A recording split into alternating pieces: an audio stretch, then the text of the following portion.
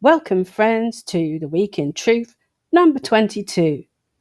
Disabled activists, disabled user groups, disabled charities, and so on. I'd first like to draw your attention to this Facebook group known as the Disability Hate Crime Network. Now, those of you who follow my YouTube channel will know that I'm a disabled person, and in fact, I'd never experienced disabled hate crime until around the time of the referendum. That was the first time I experienced it. And what happened was I was out on my mobility scooter and I was carrying my baby with me in a baby carrier. And this woman in a bright red Lexus rammed my scooter. And so obviously I reported it to the police. And I could tell you this, the police will give you very short shrift. Really, they don't even want to record it as a hate crime. They'd rather record it as something like common assault. They don't take disabled hate crime seriously at all. You get treated really badly. In fact, I even had an officer around at my house and he was asking me, how come I managed to have more than one scooter? I mean, I depend on my scooters and I have to do the school run. So if I get a flat tyre, then I need my other scooter. I have a backup one. You can get scooters secondhand. I told him I'd saved up the money for it. And he said, yes, well, even disabled people can be criminals, you know. So don't expect the police to treat you all nicey-nicey. They aren't nice to disabled people at all. So going back to this Disability Hate Crime Network, after that particular incident, I discovered this group and I was thinking it's going to be a nice place to get some support from other disabled people and so on. But unfortunately, it happened to be more of the same that I'd experienced elsewhere during my time as a disabled person, and I will get onto some of those organisations later.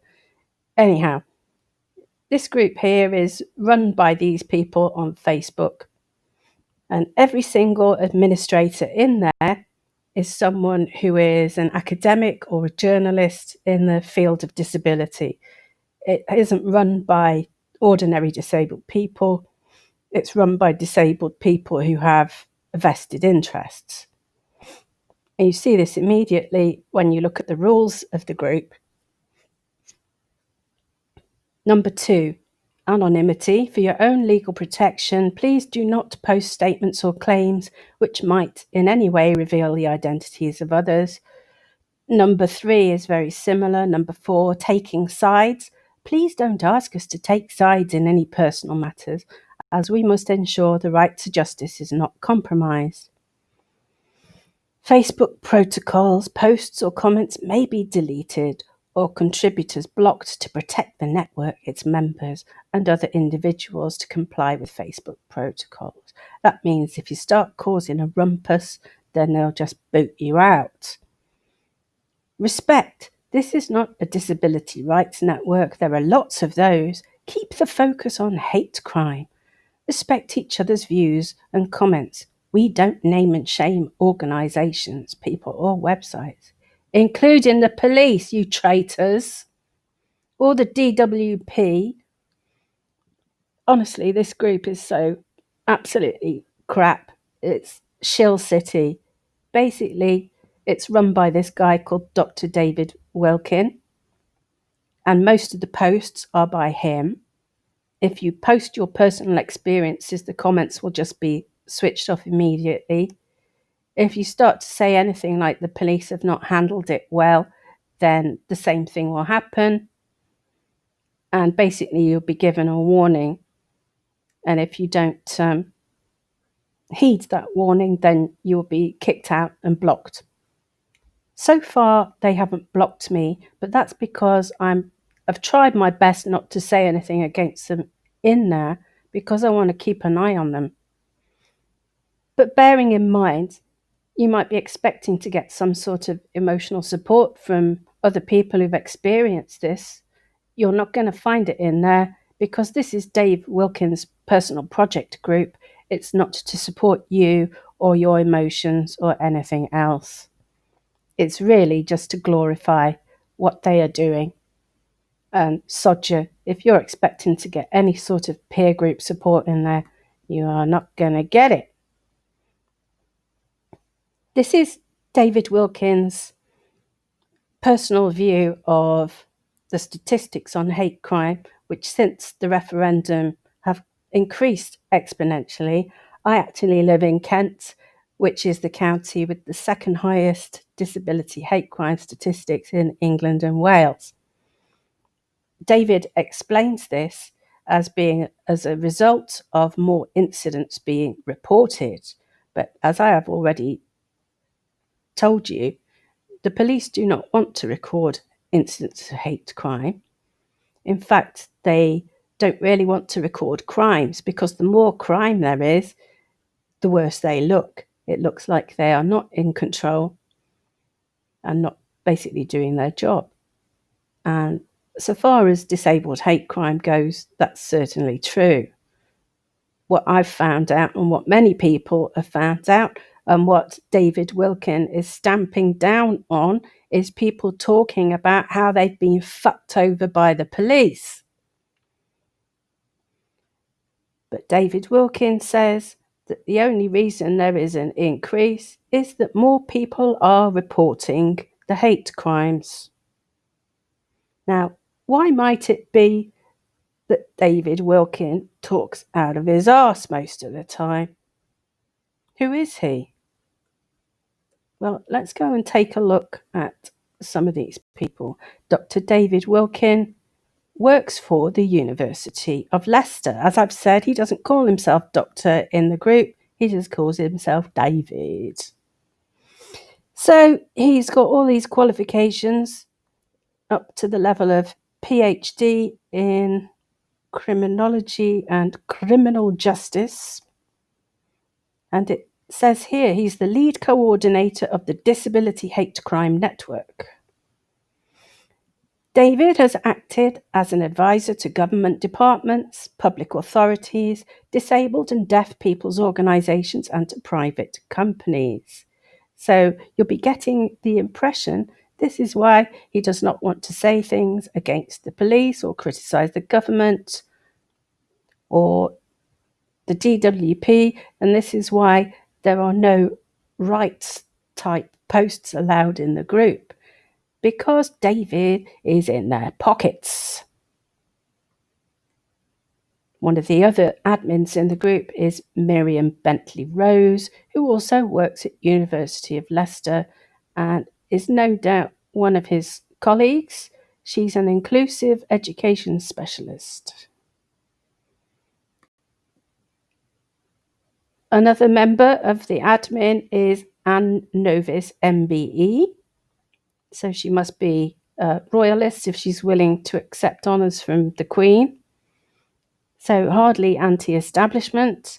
And here she is receiving an award from the Metropolitan Police, who I've had to sue, and whose attitude to disabled people is vile. But of course, you know, Anne's not going to say anything against them, is she? Because here she is receiving a nice award from them. What these people do is participate in many public lectures and engagements where they appear alongside the police, going, oh yes, everybody's doing a great job of dealing with disabled hate crime. Meanwhile, people like Bijan Ibrahimi are dying, being burned to death by their neighbours because the police are doing fuck all about disabled hate crime. Thanks, Anne, for selling us out. Catherine Cornby, a writer and journalist, and she has a fellowship at the London School of Economics and Political Science. And so she has received various grants and bursaries for her writing. She wouldn't want to say anything that pissed those people off either. So hopefully you're getting the idea now. these people are hangers on to the establishment, basically. Their money comes from the establishment, and that is why they're not really on our side.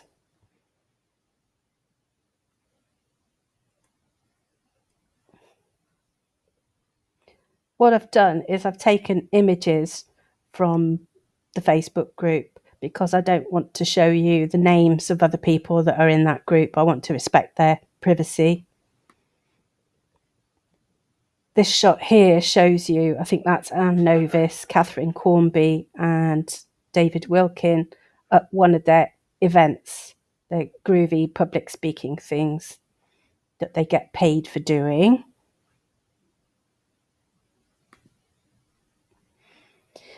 Their group involves somebody else who is also a paid up shill, who's a dude called Mik Scarlet. Back in the day, Mik Scarlet was, actually, I think I've got it down here. Yes, he was like the token disabled person on kids' TV. He did various journalist type things. And then I think he had a car accident or something, and that made him ill, so he was out of the game for a while. And he lost what he had done there. And he set up travel blogs and that kind of thing. So he was reporting on how difficult it is for disabled people to travel around the world on airplanes and trains and so on. So what did Mik then do? What did Mik do in Tory years when things became a bit hard for us poor crippled folk? What did he do?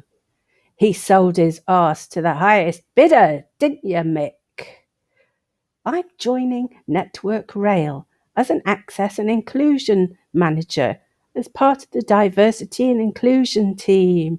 Yes, Mik, so that when us poor disabled people complain that we can't get on the bloody train, you can turn round and say, oh, but things are much better. Look, I'm a real disabled person, and you can't say anymore that things are crap on the trains because I know differently.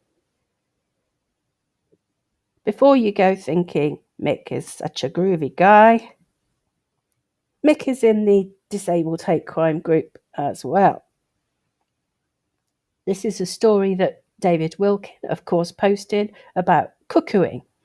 Cuckooing is when a disabled person, for example, might be living in a flat, and they might have like a drug habit, and the dealers move in with them and start selling out of their flat.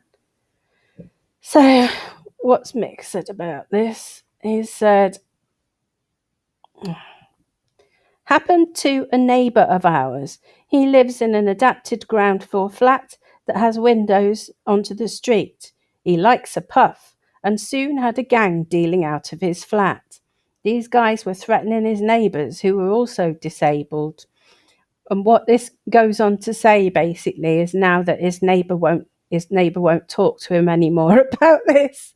And you think, yeah, I think that's quite reasonable, Mik, because you went and grassed him up to the old bill, didn't you, you cunt? So, you might think other disabled people are your friends, but sometimes no, they're like Mik, and they've taken the bait and they work for the establishment now, to the extent where they're grassing you up to the old bill. I don't know what this man's relationship with his friends that were dealing out of his flat were. Perhaps they weren't dealing out of his flat. Perhaps they really were his friend. Perhaps he was getting free puff. I don't know, Mik. But obviously he didn't take kindly to you interfering in his life, did he?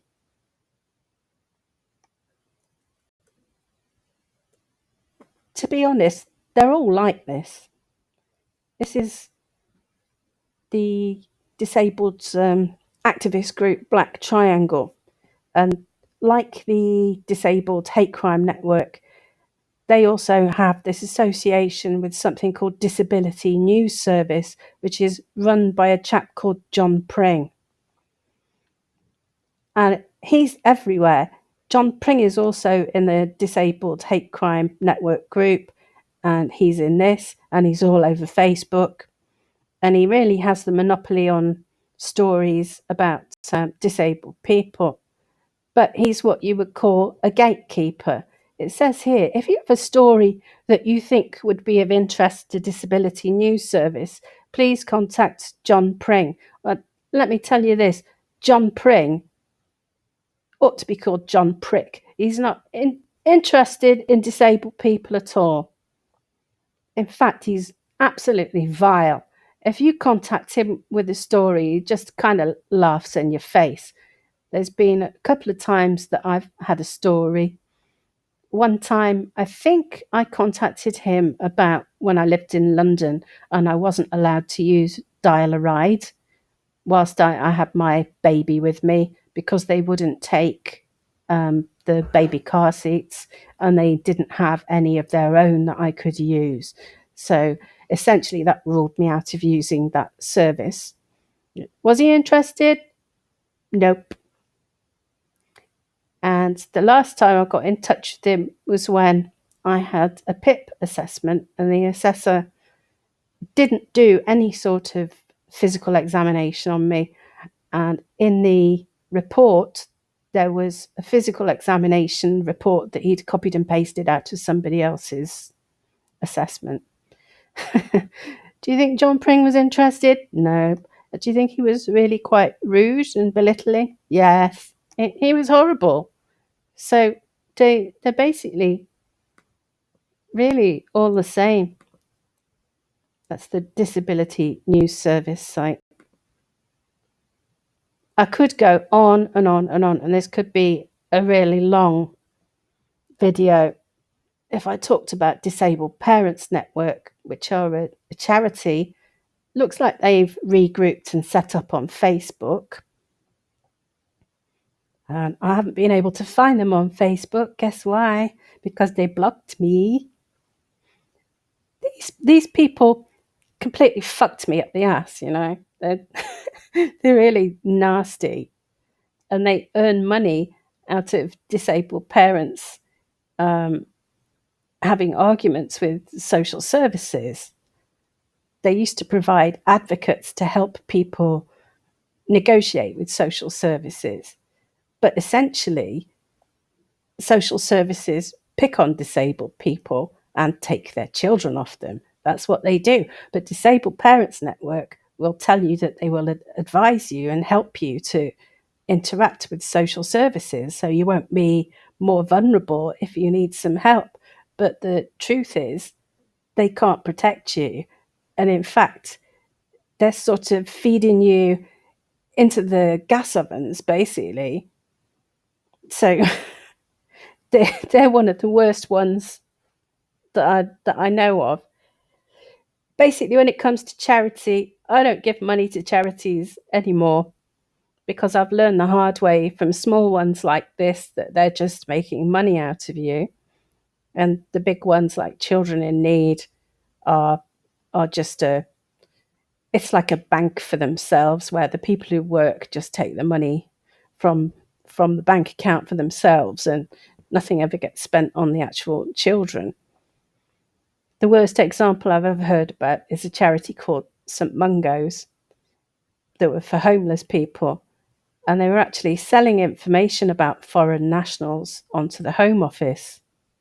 And this is actually being written about in The Guardian. So what they did was when they were visiting homeless people who were sleeping rough, they were asking them where they came from in the course of conversation and stuff. So if they said they were here illegally from whatever country, then they'd tell the Home Office and get them deported. What bastards, hey? And basically, this is what disabled activism and disabled people's organisations are all about. It's about the people that run them making a buck. If you get some help out of it, that's more luck than design. Really a horrible betrayal of disabled people, really. It's one of the vilest things that I've encountered.